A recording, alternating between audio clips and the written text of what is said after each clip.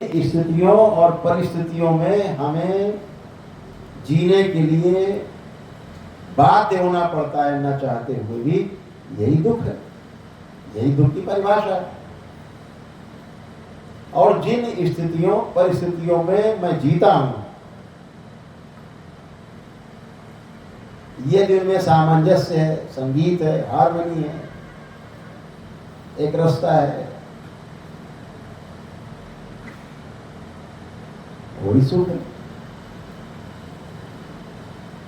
तो सुख और दुख की परिभाषा को समझ लेना। अभी आप यहां बैठे हो, अभी आपका ध्यान न सर्दी है कि गर्मी है कि दिन है कि रात है, कहीं है ही नहीं।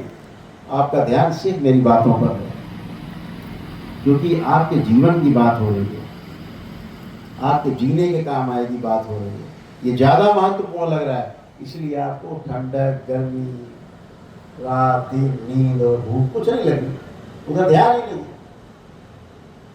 तो जो महत्वपूर्ण है उसको चुन लेना, हंस की तरह।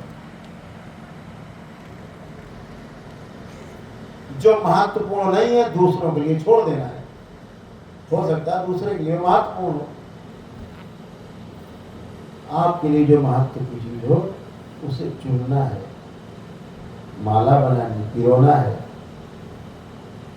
और ऐसे करके धीरे धीरे धीरे धीरे धीरे धीरे जब आप एक एक कदम जीना सीखते हो, जीना शुरू करते हो, एक किताब लिखी जाती है पूरी। आप स्वयं के अंदर, आपके अंदर स्वीकार्यता आती है कि मैं सही रास्ते पर हूँ। आपके परिवार में आपके प्रति स्वीकार्यता आती है, समाज में आपके परिवार और आपके प्रति स्वीकार्यता आती है, पूरी सृष्टि आपको स्वीकार करती है। और इस सृष्टि में स्वीकार्यता के लिए आपको लोग कुछ करना नहीं है, अपने भाव और विचार पे ध्यान देना है।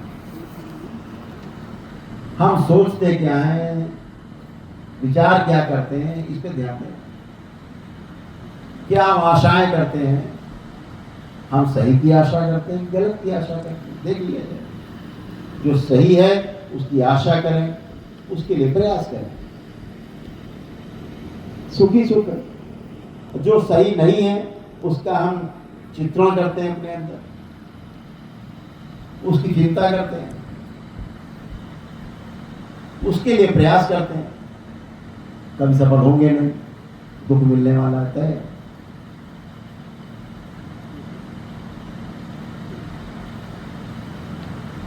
तो समझदारी सबसे बड़ी घटना है मनुष्य के जीवन में।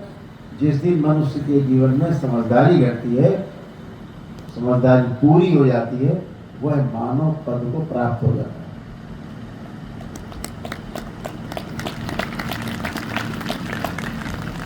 पशुता और राक्षसी प्रवृत्ति से बाहर हो जाता है,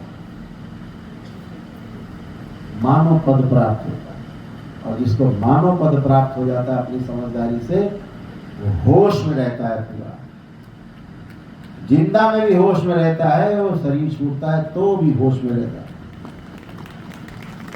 शरीर छूट जाए तब भी हमेशा होश में बना रहता है। देवताओं में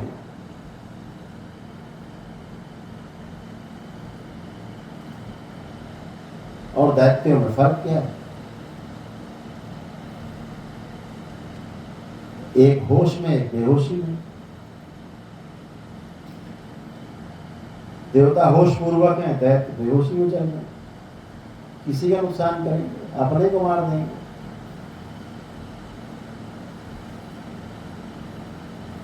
एक आदमी कोमा में, बेहोशी में, अज्ञानता में, जान ही नहीं सकते होता क्या है, न्याय है क्या, धर्म है क्या।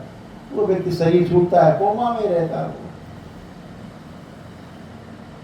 पितृ है, ऐसा पितृ मर गया है, कोमा में, आप में स्मृतियां उसकी हैं, वो है, आपको कष्ट ही रहेगा उससे। उसको यही नहीं पता अपने वंशजों को कष्ट पहुंचा रहा है, बेहोशी में तलवार चला रहा है आंख बंद करके।